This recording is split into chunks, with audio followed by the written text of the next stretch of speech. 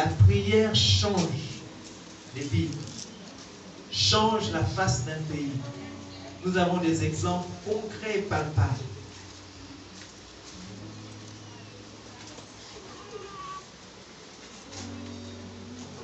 Les plaintes et le découragement n'apportent rien. Il y a la prière, l'espérance, la foi en un Dieu capable de changer les choses et l'action. Change la face d'un pays. La Bible dit que lorsque le juste se multiplie, le peuple est dans la joie.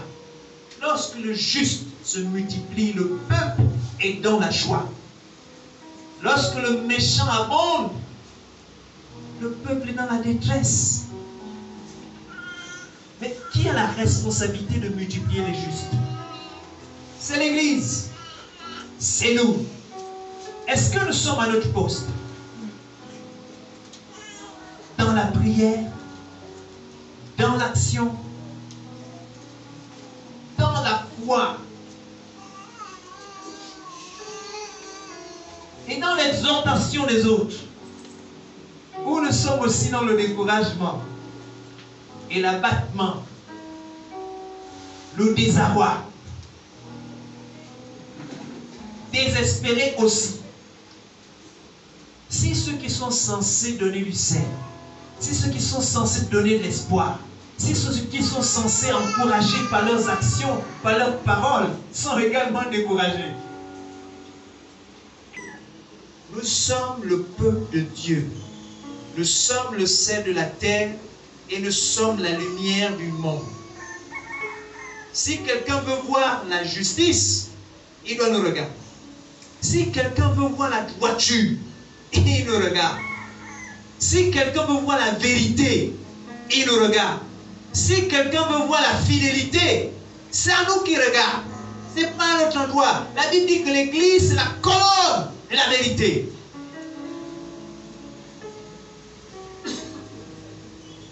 Si quelqu'un veut voir l'unité, c'est à nous qu'il regarde. Si c'est la sainteté qu'il veut voir, c'est à nous, l'Église. Pas ailleurs. Parce que ces valeurs ailleurs n'existent plus. Il n'y a plus de vérité. La vérité est relative maintenant. Moi-même, je crée ma vérité. Ce que je pense être vrai, c'est ce qu'est la vérité. Ici, nous avons la vérité. La Bible dit que nous sommes dans le véritable. Amen. Donc, nous sommes la colonne de la vérité. Si quelqu'un cherche la vérité, il regarde à l'église. Mais est-ce que l'église a son poste? C'est la question que nous devons nous poser. Est-ce que l'église a son poste? Est-ce qu'il montre vraiment la vérité? Est-ce qu'elle montre vraiment l'unité? Ou nous sommes divisés, partagés? Est-ce que la droiture est de notre partage? Ou nous sommes de ceux qui sont injustes? Est-ce que nous prions ou nous pensons à nos propres intérêts? Seigneur, mes enfants, s'il te plaît, bénis-les. Seigneur, s'il te plaît, il faut que je trouve du travail. J'ai trouvé du travail, donc je suis content et merci beaucoup. Bon, ok, le pays va ou il ne va pas, bon, ça m'intéresse peu.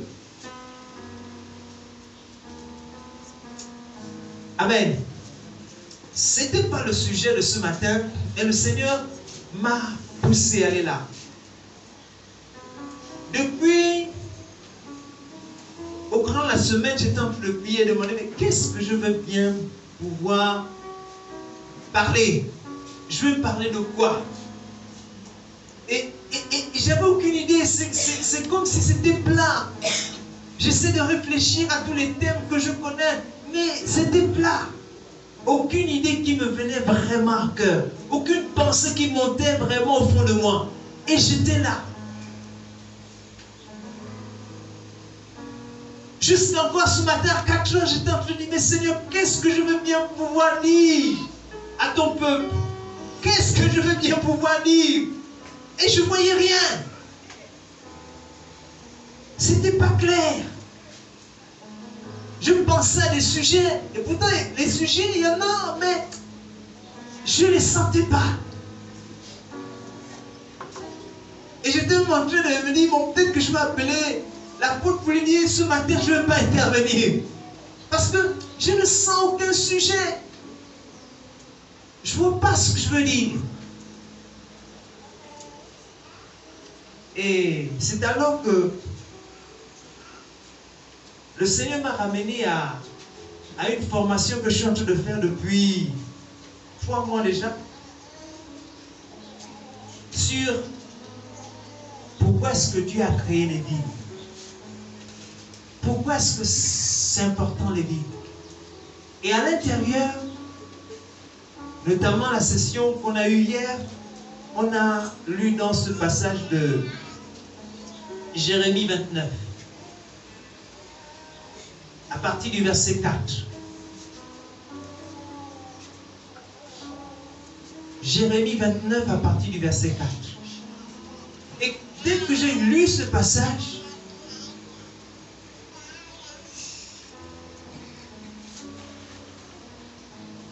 j'ai compris qu'il fallait que je parle de ça. Mais je ne savais pas comment. Alors je suis arrivé au culte. Et pendant que j'étais dehors, j'entendais ce qui se disait ici au premier culte. Et on a parlé, abordé la situation du pays.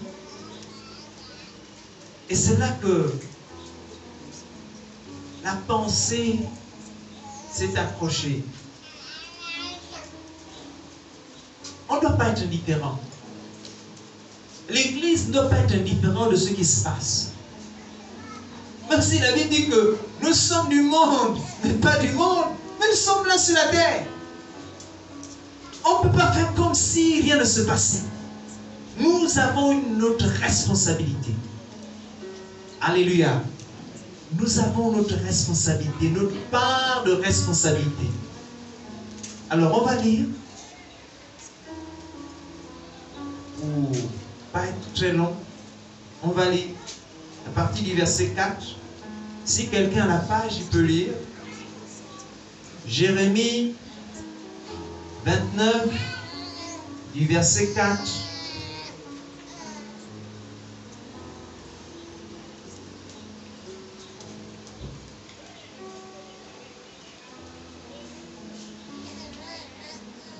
Jusqu'au verset 7. Quelqu'un peut lire, s'il vous plaît?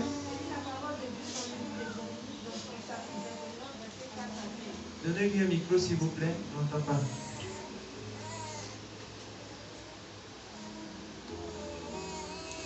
Je lis la parole de Dieu dans le livre de Jérémie, dans son chapitre 29, au verset 4 à 7. Ainsi parle l'Éternel des armées, le Dieu d'Israël, à tous les captifs que j'ai emmenés de Jérusalem à Babylone. Bâtissez des maisons, habitez-les, plantez des jardins, mangez-en les fruits. Prenez des femmes et engendrez des fils et des filles. Prenez des femmes pour vos fils et donnez des maris à vos filles, afin qu'elles enfantent des fils et des filles. Multipliez-la où vous êtes et ne diminuez pas. Recherchez le bien de la ville où je vous ai mené en captivité et priez l'Éternel en sa faveur, parce que votre bonheur dépend du sien. Alléluia. Amen. Je veux lire. Voici ce que dit l'Éternel, le Maître de l'univers, le Dieu d'Israël, à tous les exilés que j'ai emmenés de Jérusalem à Babylone. Construisez des maisons et habitez-les. Plantez des jardins et mangez-en les fruits. Mariez-vous et ayez des fils et des filles.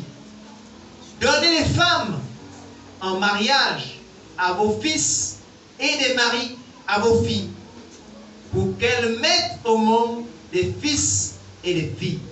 Augmentez en nombre là où vous êtes et ne diminuez pas.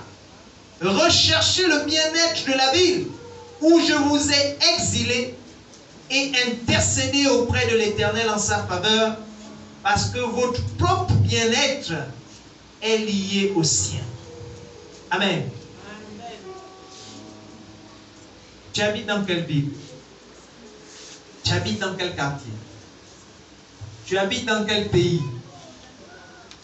Ton propre bonheur est lié au bonheur de ce pays-là. Ton propre bonheur est lié au bonheur de cette ville-là. Ton propre bonheur est lié au bonheur de ce quartier-là. Ton propre bonheur est lié au bonheur de la famille dans laquelle tu es. Amen. Voilà la parole de l'Éternel. On n'a même plus besoin de